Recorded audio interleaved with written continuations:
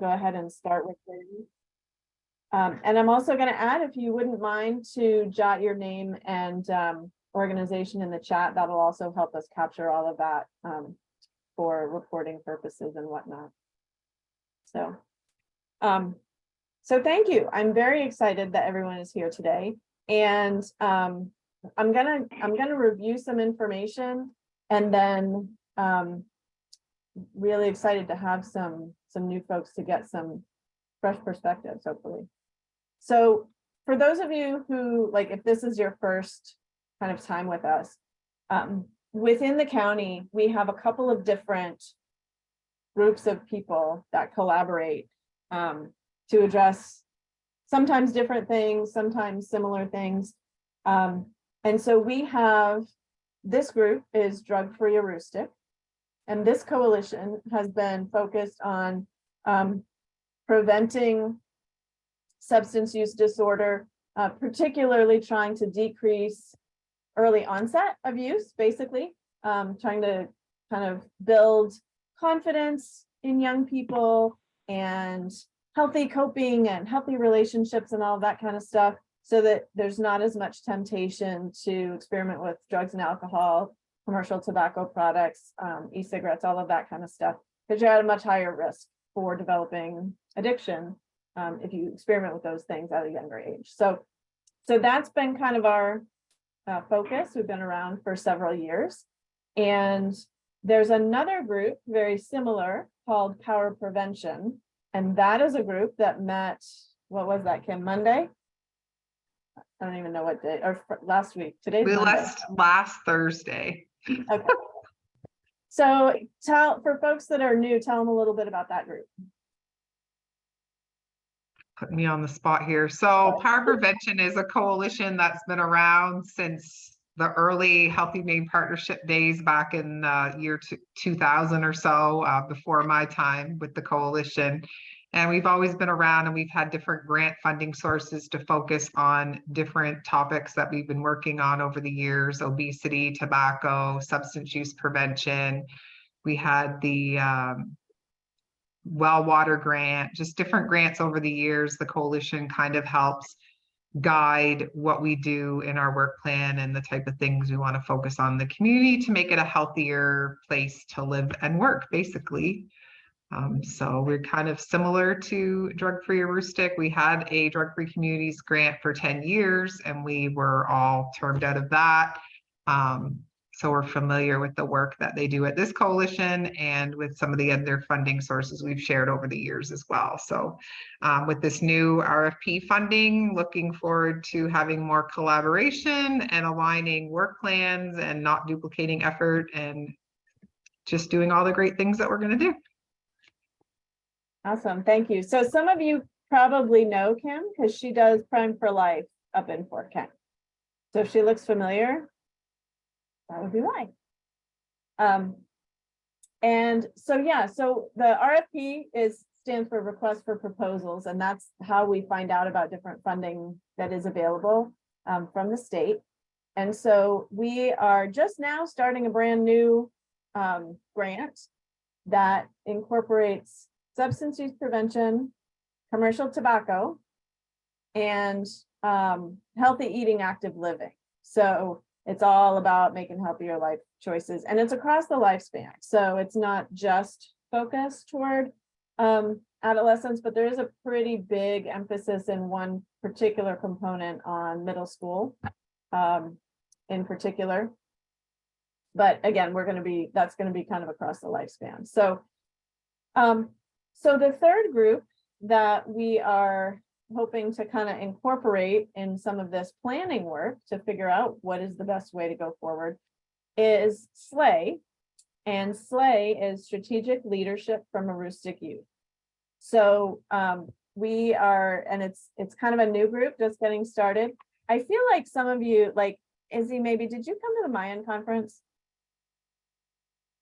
Did any of you come? Oh, no, nobody this year. Nope, I'm trying to think back, but nope, I haven't. Okay. So we had, we're trying to get together a group of students from around the county that want to provide guidance basically to the adults, because we have a tendency to choose activities and then start, teaching classes or implementing them, and fall asleep, or say this is the most boring thing ever, or we already know all this stuff, or that doesn't work. And so we really need to get some young people's voices into the planning efforts to help tell us what to do, so that it might actually be more effective. So I'm thrilled you're here for this. And if you're interested in getting more involved in that particular group, absolutely reach out. We'd love to have you. And again, it's kind of just getting off the ground. So I thought I would give kind of a quick rundown from the Drug-Free Communities Grant. That's one funding stream that we have, kind of where we are with that work plan, because we're already in that. That's a September 12 month. We're in year 8 of that. Then we have this main prevention network thing. And so I kind of wanted to just go over things real quick so you can see how they're related.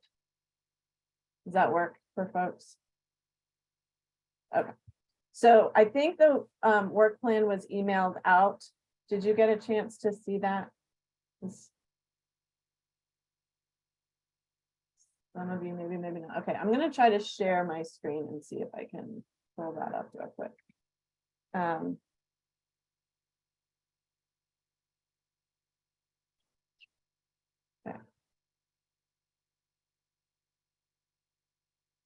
All right. So basically, we have to do, for drug-free communities, the first goal is to increase community collaboration. So one of the key components of that is to make sure that people in the community are working together. And that includes schools and law enforcement and businesses and civic organizations and community members and healthcare and all kinds of different organizations. So one of the way, and we only have a couple of years left for this particular program. So the focus at the federal level is how are we going to continue the work when the funding is gone, which makes it a perfect tie-in to this additional funding from the state. So that's kind of how we are trying to figure out how to get the tendrils of prevention into all things in the community. And so this first one was about having coalition members serve as champions for substance use prevention in other community efforts. So because most of us are involved in more than one activity, we can be promoting substance use prevention work in a bunch of areas. And so one example of that is this evening, I am going to Fort Fairfield Lions Club meeting to talk with them about a prevention curriculum that we have that they could get more involved in.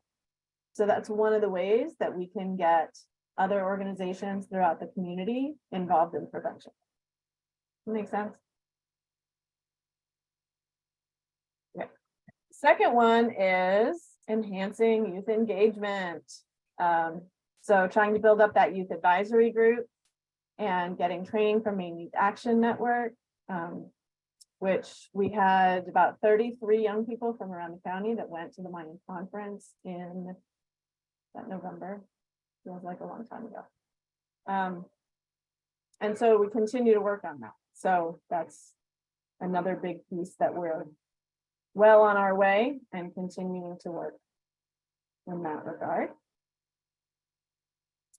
Then we have, yeah, and so this is all about getting more young people involved. So here's step one. Thanks, Fortnite. Glad to hear. And then strategy 3 is about getting the existing work of the coalition into alternate funding sources, which is where the main prevention network stuff came in. So getting as much bang for the buck as we can, basically, by making sure that all of our efforts are aligned. And then, so the first goal of the Drug-Free Communities Grant is about increasing community capacity and getting as much collaboration going as we can. And the second, and I suppose most obvious goal, is to actually reduce substance abuse, right? So that's where more of the direct work comes in. So that's where we go into schools. We try to improve youth connectedness to schools, social emotional skills, developing healthy connections with supportive adults, all those kinds of things. And this is where we have teaching social emotional skills. And I've talked with Mrs. Daigle about some new things that we're hoping to start doing here shortly this school year with a curriculum that is pre-K through 12. So we can do some social emotional school training there. And then restorative practices, we have a community educator who lives in Southern Aroostook, and she helps get schools to kind of improve the relationship between students and their teachers and administrators by facilitating a restorative approach. So improving communication and respect and dealing with conflict in healthier ways. So those are some of the things that they do. And then we have decreasing social isolation, and particularly for LGBTQIA+ students or adults for that matter, to make sure that there are safe places for folks to exist and to be valued in their communities and not to be threatened. So all of these things for Kim and for others who might be involved in the Maine Prevention Network stuff, this is all very familiar because it's all kind of cross purposes. So, and a lot of those activities, like improving sense of connectedness, helping young people feel that they matter in their communities and their schools, social emotional learning skills, those prevent not just, it's not like people who have healthier connections and more self-confidence and higher education and all of those kinds of things are only less likely to vape. They're also less likely to experiment with alcohol. They're also less likely to misuse prescription drugs. They're also less likely to make other, unhealthy choices. So those things repeat a lot in this work plan because this next section is about reducing alcohol use. All the same things kind of come into play. Increasing perception of harm is about educating. And so that's the Crime for Life. And promoting, I just did an interview this morning with WAGM on Dry January for WAGM's Prevention Aroostook. So we are well on our way. We've been doing these things. We continue doing these things. And it is making a difference. So I'm going to stop sharing that. And part of what we need to do as part of the new grant that we have is an assessment. So we need to do a list of sort of which schools are participating in these things and which communities have safe places for, have smoke-free campuses, which municipalities have places that have policies in place so that if you're going to a park in Fort Kent, Madawaska, if you're going to a park in Holton, are you having to walk by people who are smoking pot and vaping as you try to walk on the Riverwalk in Holton or something like that?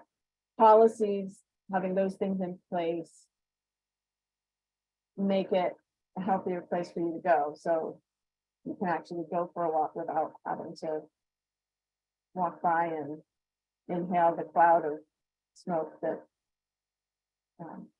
from other people who might be using. So that's kind of the overview of drug-free communities work. And a lot of those approaches are evidence-based, which means there's a bunch of research behind them. And that that show that they're effective, but we also have to continue to do surveys to find out what's actually working. Because it's really easy for us to get into a habit and say, oh, activity was a lot of fun, but is it actually having an impact on substance use? And so trying to make sure that we're not causing, that we're getting the results that the funding is paying for, basically. So questions about that stuff from anybody?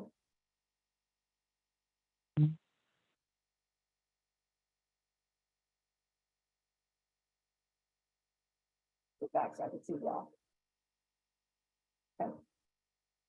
The other piece, for those of you who've been involved in this work, we typically report this kind of the success rate, I guess, or the effectiveness of the programming through the MIAS data, the Maine Integrated Youth Health Survey.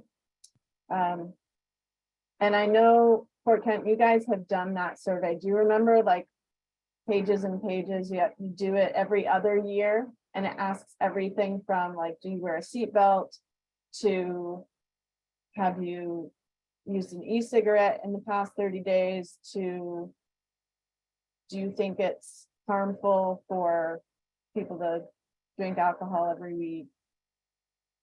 You know what I'm talking about? Yeah, it's that really long survey. And it's done in 5th and 6th grade gets one, 7th and 8th grade gets one, and then high school. And we usually get those results every other year for the whole county, and that lets us say, okay, this work has been effective in this regard, or this is a new area that we really need to focus on. We didn't get it this time. We didn't get it for 2021 because we didn't have enough schools participating in it. So that's a little bit of a bump in the road for us. We had 7 schools, high schools, that have not participated. And so what that means is we get a lot less data. And it's much more difficult for us to tell what's working and what's not. And those schools, next week, I think, starts the window for the 2023 survey. It is time again. And so schools that are participating, generally the window is January 17th to February 17th. And anywhere in that time. It can be after that. So we do have, it's not too late for schools that want to kind of get on board with that. And basically, if anybody has suggestions on how to get more schools willing for 2023, it's one thing to have a lapse in data for 1 year, but if we don't get that data for basically 4 years, that's going to be, it's just really rough to know if we're actually making any difference or not, particularly after the pandemic when we really need the data. Meg, are you saying that the surveys weren't taken, or you just didn't receive the information? No, the schools did not participate. The schools didn't. How many did you get, or how many did participate?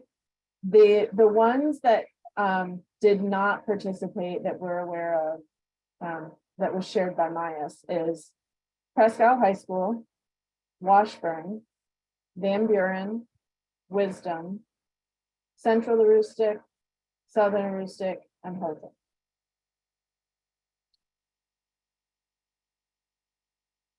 Yeah, I think you guys are good. I think Fort Kent. And thank you. We very much appreciate, and it's really, really important when you guys do that. So thank you for participating. How is that outreach typically done? So it all comes from the state. And they send out emails that say this is how, this is how you participate. They do have an electronic version now, which is helpful. It used to be all paper. And it had to be proctored, and then whoever was proctoring it didn't look and stuck it all in an envelope and shipped it off. Now it is electronic, so I think that probably takes a little less time and less coordination. We do reach out some, so basically, to be honest, we started taking it for granted that schools that we had worked with were just continuing. Didn't really realize that they weren't participating until we went to get the data, and they were like, oh no, we don't have it. So now we can kind of say, okay, we'd love to provide resources for you, and it's all free. All you have to do is participate in MyS. Hillary, you've got a hand up here. I was just thinking, and this is probably not going to be very helpful information, but I do agree with you, and I do envision that this is probably only going to get worse with people opting out and not wanting to take part in this survey. Putting my parent hat on, I have a 7th grader who has absolutely struggled in regards to certain mental health pieces. And full disclosure, I'm opting her out of that survey this year. I just feel as though without being able, even though we have a very open dialogue and communication, I really struggle with her sitting in school and manipulating those types of questions and not knowing or having, I know that I can kind of preliminarily see some of the questions that are being asked, but it just feels like a little bit of a challenge for me. And here, even in like central-ish Maine, there's a lot of pushback, and we have a lot of people that are publicly posting that these surveys are, to further bad agendas and so on and so on. And so parents who don't know or don't have really information, because the schools put it out and say, hey, we're going to do this. Your student's going to do this. If you don't want them to do this, please submit this form. But that's virtually all they receive for information. So in thinking, because I don't like being kind of like this is going to be a struggle and I have no idea how to help you. I don't like that type of person.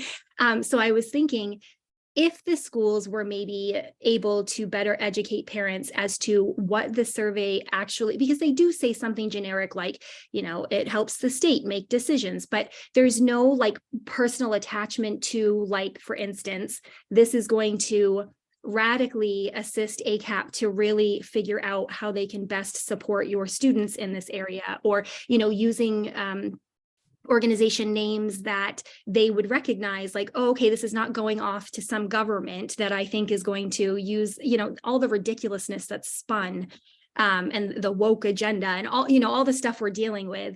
I think maybe would hit home a little bit more. That doesn't necessarily help getting schools on board, but it would at least help the students and the parents within those districts feeling like they're comfortable enough to let that survey. Because under normal circumstances, if I felt like my student was, I would traditionally let her take the survey. So I think that most parents would, if they felt like it was more closely connected to Maine and your specific area, and helping that community of youth. That's really helpful. Thank you. You're welcome. I don't see any reason why we couldn't do an intervention Aroostook on that. What you think, Jen? I mean, Yeah, I can talk to Corey Powell with MyS and say, like, hey, can we sit down and do that? Like, let's educate people about why this matters, because the data really. we'll kind of re-script the narrative on what is being set up there, to Hillary's point of why are we doing this, and why is it beneficial to our youth. It's not just, conspiracy theorists going on of what we're planning on doing with it. So I hear that. Yeah, I like that. Any other thoughts or comments? I think in regards to schools, like I'm fairly positive the information went directly to our principal and just like fortunately it didn't get lost in everything that principals do, you know? So like who is that information being sent to versus like the social workers and guidance counselors who see the importance of a survey like this? You know, and it's of no fault of anybody, but the principal's going through like this vast amount of emails and it just slips through sometimes. I mean, I know this is just one school, but I mean, maybe it's a grassroots effort for anybody that feels they have a good connection with any of the schools that you listed. I mean, I feel very comfortable that I could walk into Washburn and talk to Larry or Ron or somebody and say, hey, what up? I mean, to Andrew's point, it's a possibility that it just got lost in the shuffle because Washburn's, they're always involved in the things. They don't ever elect to not be involved in. I don't see it as being them saying we won't do this. I see it more as being probably that we just overlooked it. I'd be willing to, that's a place I'd feel comfortable walking into and saying, hey, here, don't forget, here it is. Are you going to do it? And then follow up with, did you do it? It's one school, but if anyone else felt they had a connection with another one, I mean, Wisdom's kind of our sister school. I'm sure I could talk to Tammy Lothrop, who is the guidance counselor there. I bet that would take care of, I bet that would work. That would be fabulous. People, Honestly, that's exactly what will help is those personal connections rather than another cold call or, you know. yeah. I mean, no offense to anybody in Presque Isle, but I know Presque Isle could potentially, they're notorious for electing not to do these things. So it's possible with them that that's what happened. But with every other school that you mentioned, it's probably the likelihood that it was just overlooked and if they just need, and I'll step up there. Heck, I'll talk to anybody for that matter. I don't have a problem with that. But that and just explaining to them the importance. I mean, back to Hillary's point, what this is and what this can do for our students right here in Washburn or Wisdom or St. Gad or whatever. Yeah, that would be very, very helpful. I will say we are making inroads in Presque Isle High School, which is like, what? Yay. I know it's pretty fabulous. I'm kind of excited about that. But so we will be reaching out to the guidance counselor because there's actually kind of surprisingly, the information that I got from Maya said theirs was a no response. Rather than, it's not that they responded no, it's that they didn't get back at all. And so I was like, okay, so there's an open window at least, right? And so we're reaching out, but they are actually, and that might be a good time. Chas, do you want to talk a little bit about the work that you've been able to get into Presque Isle and Caribou and St. John Valley as well with some of the tobacco prevention? Sure, absolutely. We're in Caribou doing the in-depth program, and we're signed on with Fort Kent to do it as well. Sorry, not Fort Kent. Presque Isle to do it as well. I know I talked to Steve at Fort Kent about implementing something similar there also, but in-depth is an alternative to suspension. My dear friend Elaine tried so hard to get that going, and we finally have some buy-in. So I meet with the students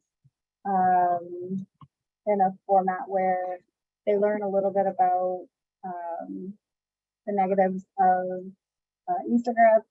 They learn alternatives that they can do in school because we don't want them getting in trouble again. And then they're given some tools to kind of help decide if vaping is something they want to continue or if it's something that they don't want to continue. So yeah, that's Caribou, Presque Isle, and like I said, I talked to Stephen Fort Kent about it.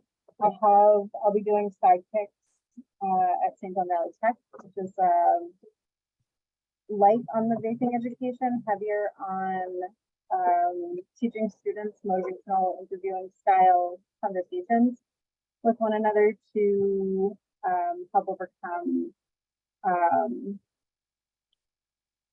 vaping is the primary focus, but realistically they can use the techniques for any of the, like any issues that you deal with.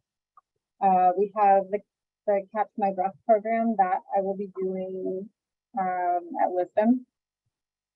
And I'm training to prep the Aspire program. Aspire is a lot like Catch My Breath and other vape programs, but it is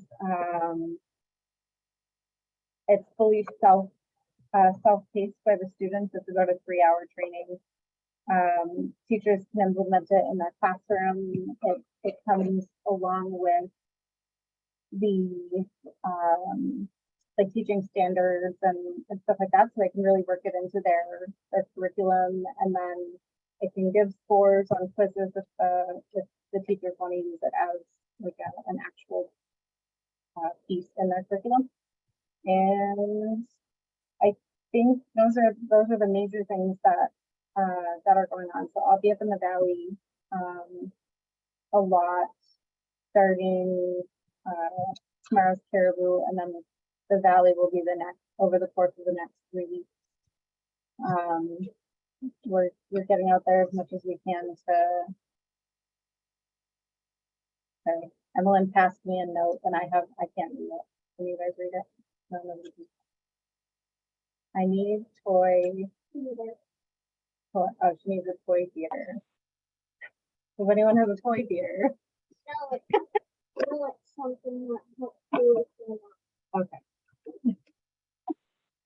Am I missing anything, Meg? I feel like I don't think so. I think that was the gist of it. I know your Chas's audio is doing what mine was doing earlier today, so I know it's a little bit hard to hear, but hopefully you caught most of that. There's definitely, like, there's new curriculum that we're pulling out that's specific really to commercial tobacco and vaping. And it's getting into schools quickly, so that part is all really good. Also, I feel like I should back up a little bit because Jessica has joined us and we didn't get a chance for that introduction. So Jessica, do you want to just tell us like what grade you're in and what your favorite writing utensil is? Hello. My actual name's Amaya. It's just I'm on my mom's Sorry. mom's iPad. You're good. I guess my favorite writing utensil is a pencil, of course, because it's the old fashioned. And I'm a junior.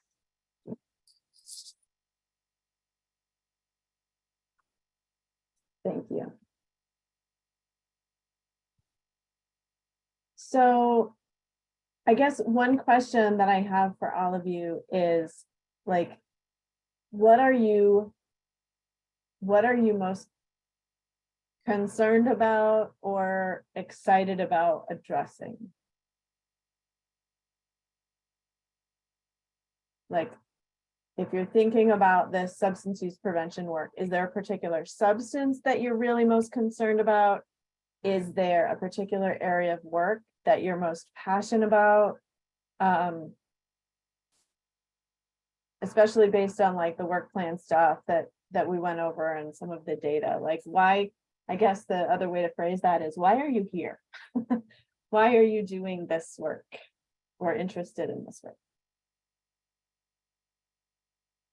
And we can popcorn it. I'll just let whoever wants to speak, go ahead and come off mute. I'll call on people if I need to. if my audio lets me. I mean, obviously, you can read my my primary concern is the tobacco prevention piece of it, and something that is becoming unfortunately more and more true is it's not just electronic cigarette education that we're having to get out there now. Especially with the in-depth program, a lot of what they do for saying is that they're using the devices for marijuana and stuff like that. now too, that's becoming more and more prevalent. So, you know, we started with a smaller issue that's just going to snowball into something else. So that's it for me. Well, thanks.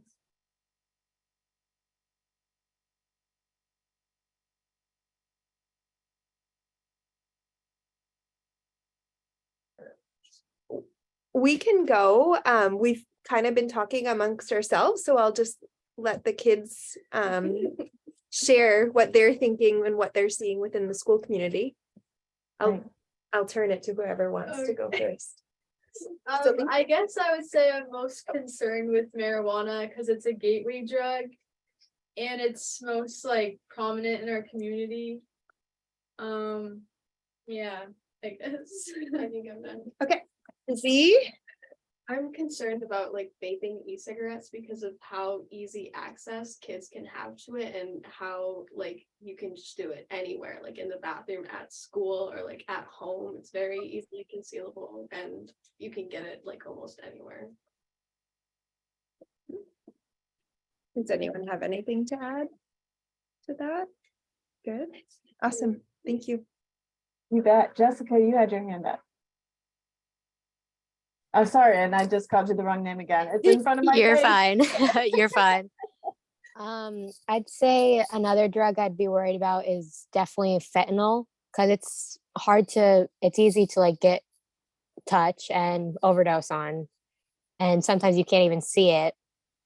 And like you can easily pick up a dollar bill or a piece of paper during like school hours, and the kids can overdose on it. So I would definitely say fentanyl was something we need to worry about too.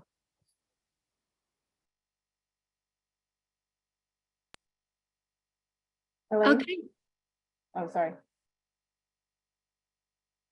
go ahead. Go ahead, Elaine. I saw your hand and then we'll come back to Hillary.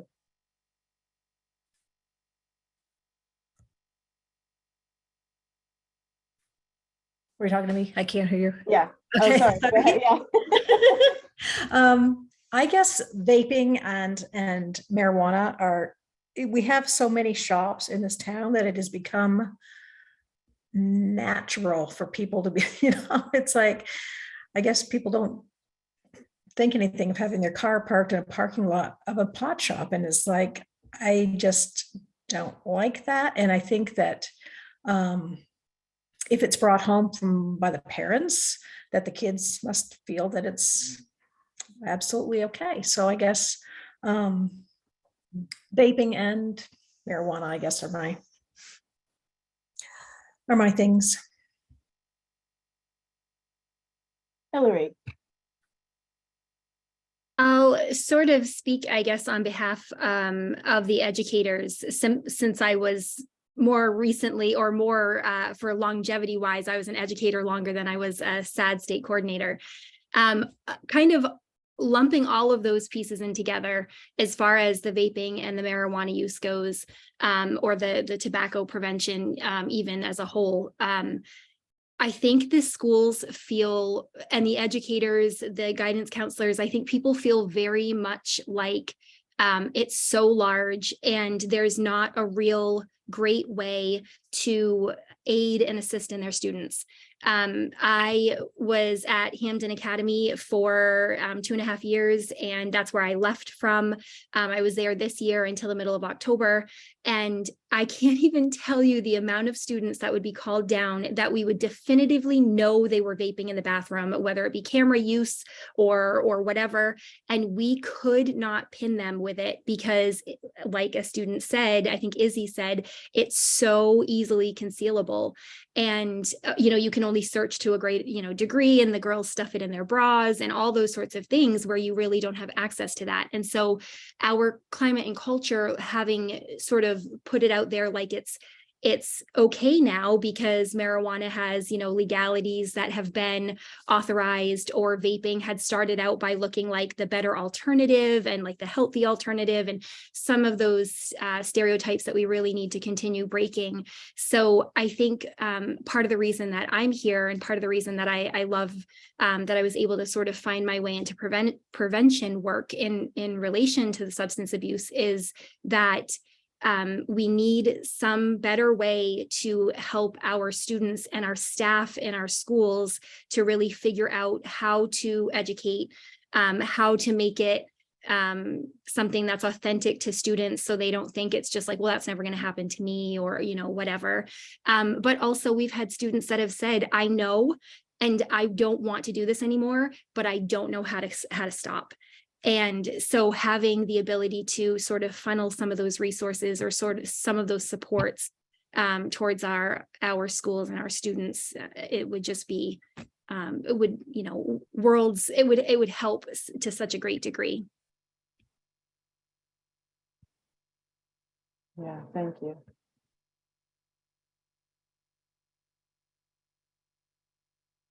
Others? Joellen, Beth, Jen, Kim? Oh, There, can you hear me? yes. Okay, I'm sorry. I have a dog on my lap. Everything happens at one time. I keep freezing, so I get sometimes not the whole conversation, but part of the reason that I'm here as a community member is probably jumps on about everything everyone else has said. But mostly for me, I think of, so way back, I did tobacco prevention. I've been, part of my work was trying to reduce or prevent the vaping piece. But I think that now, even as a community member, I try to get the point across that even though there's a lot of laws, recreational marijuana, medical marijuana, there's a lot of ways that you can get the medicine that you need, that you don't have to inhale it, because we only have one set of lungs. And that prevents a lot of visual, in my opinion, and a lot of the rest of us outside having to inhale it or smell it. So for me as a community member, I guess I think it's almost impossible at this point, like, to just stop things, like, because of all the, as I think Elaine mentioned, all the shops everywhere that promote something that's now legal in Maine. But we have to start somewhere. And I guess I would talk about it from a health standpoint on your lungs. And though it won't clean everything up, it might reduce tobacco or inhaling tobacco, vaping use that we all get to witness when we're in public, whether we can actually, say specifically whether they're doing it or not. We surely can smell it most of the time. So yeah, that's actually why I'm here. And I think that some of it's marketing and some of it's education, and some of it is being a community member that, is invested. Excellent, thank you.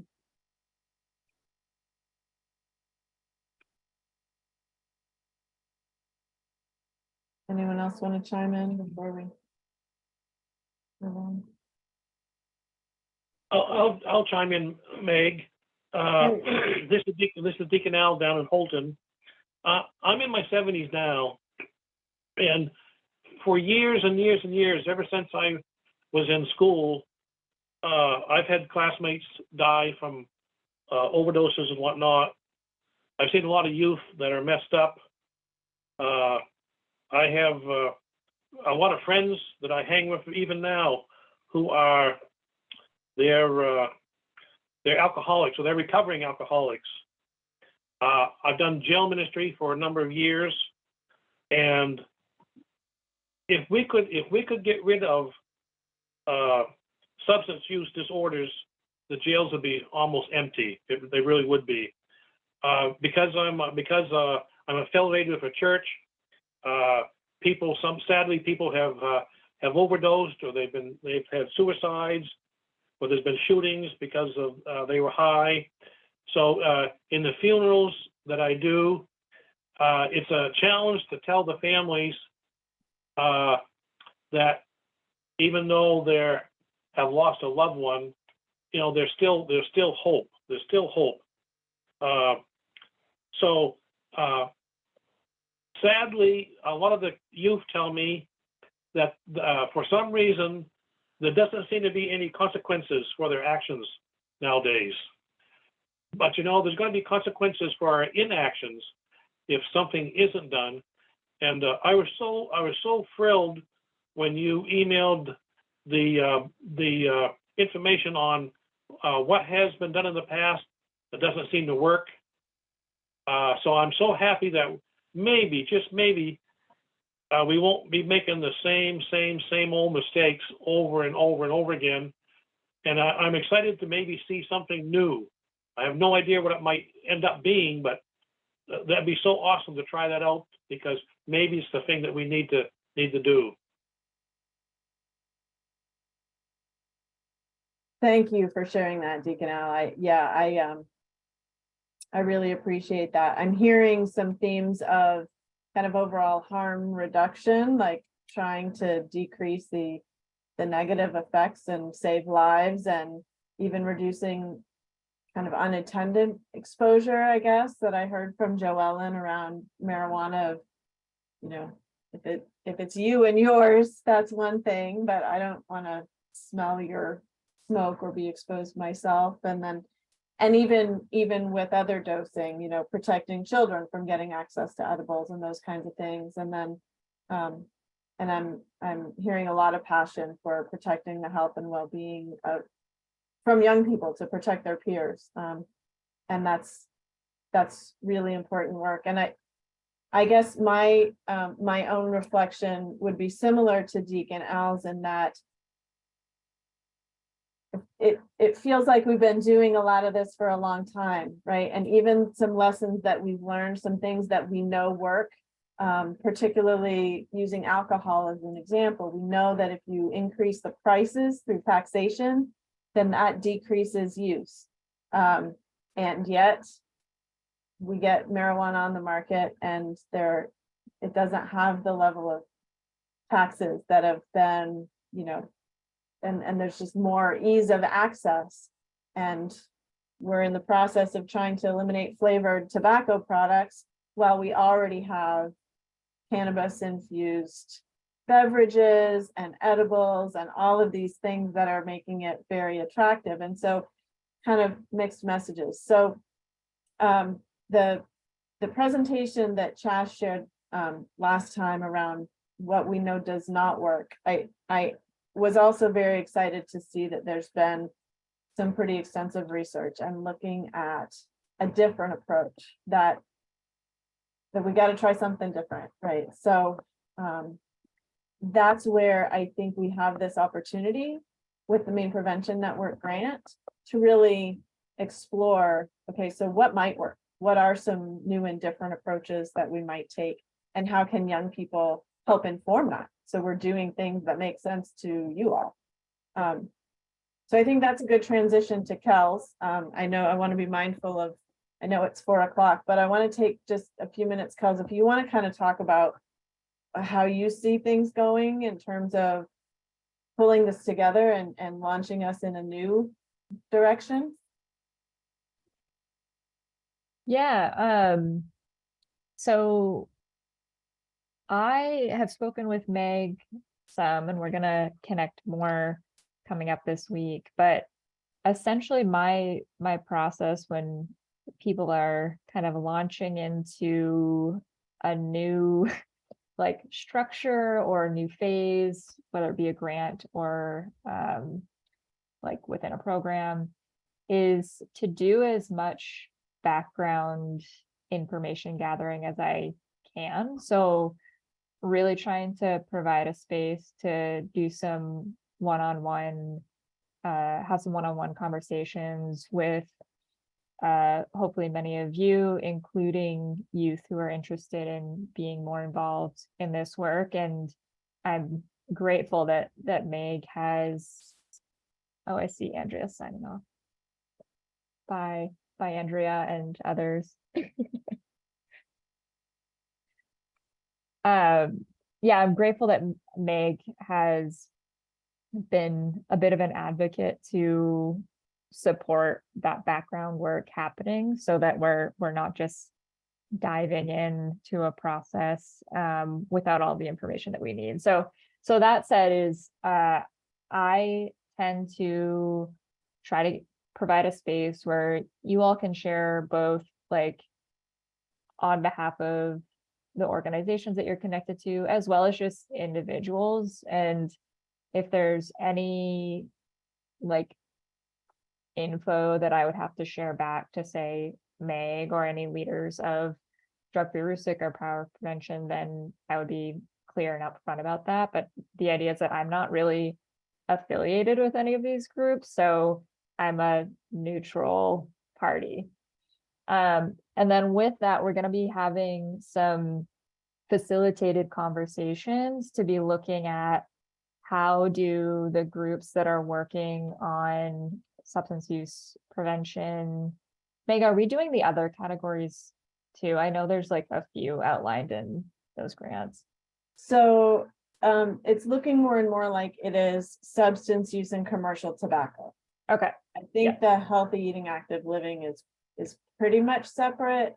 I've had many hours of meetings and more to come to clarify all of that.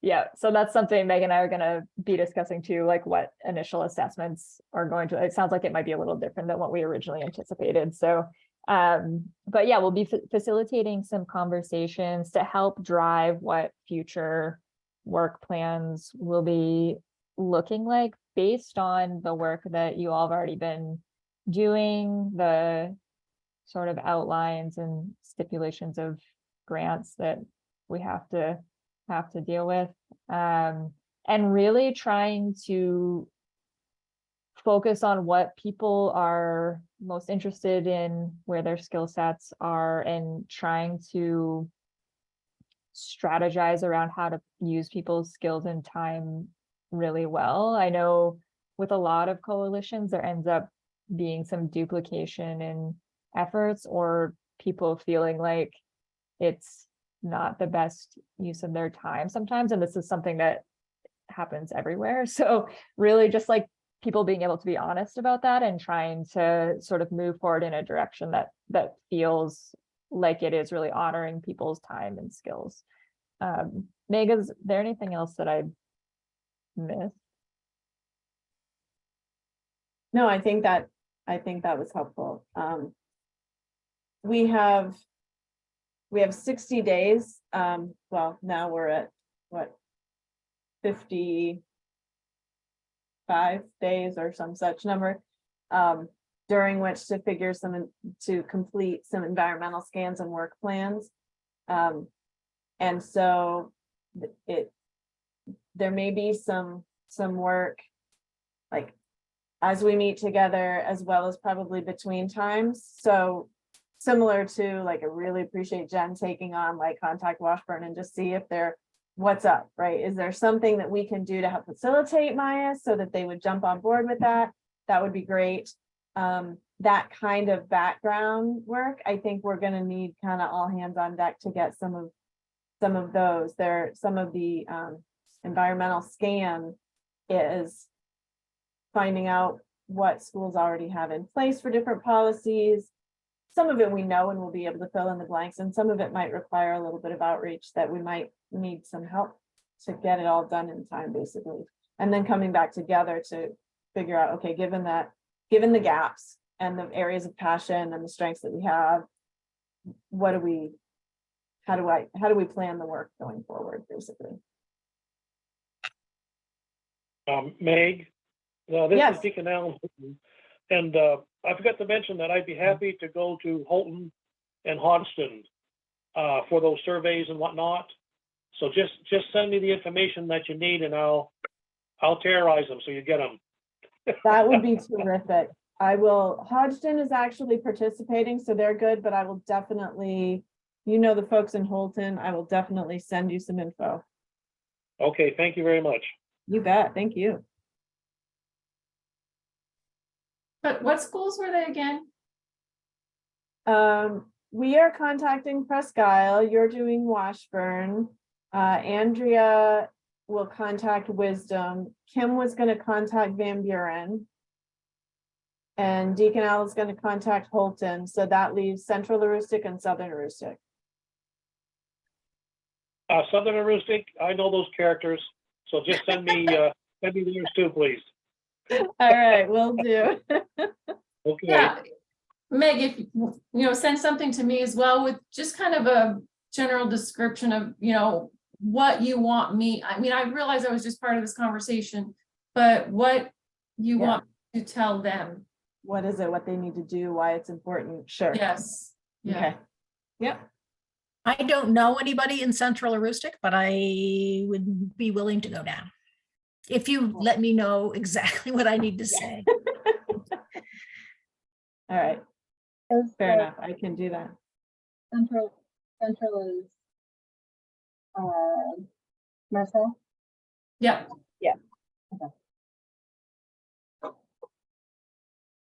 That's really helpful. I really do. That's the kind of participation that means a great deal to us. Thank you.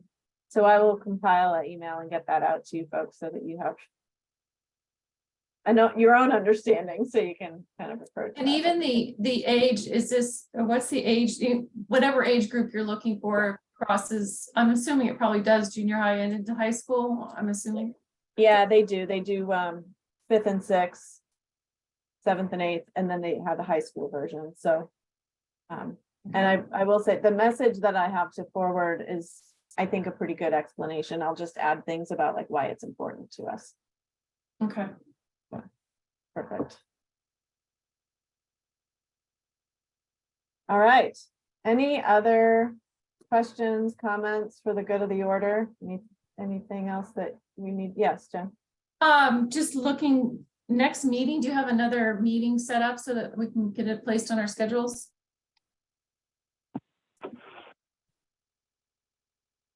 My calendar. We had talked about potentially needing to meet every couple of weeks to get this hammered out, but I don't know, Kels, do you want to? Should we schedule something for like basically before the end of the month? Yeah, I think that would make sense. Well, it doesn't have to, I mean, today, but if in the next couple of days, just so I don't want to miss it. I'll make sure to like send out to everybody Sounds good. the recording and whatever files we feel are important and potential next date. Is that Yeah, I think that makes sense because Meg, I need to I got your email about scheduling, but I'm sure we'll be able to connect this week, and then that should give us a good sense of a timeline, I would Okay. say. If that works for everybody else too by the end of the week. Just out of curiosity, what is like the 26th, 27th looking like for folks? If we did something that afternoon, the Thursday or Friday, 26, 27? I'm good right now. As long as it was before a board meeting at 4 o'clock for me, Oh, yes. I'd be okay. I see that because I'm actually on I'm on that earlier agenda, if you can tell. I'm totally booked on the 26th, and on the 27th, I'm only available in the morning. Okay.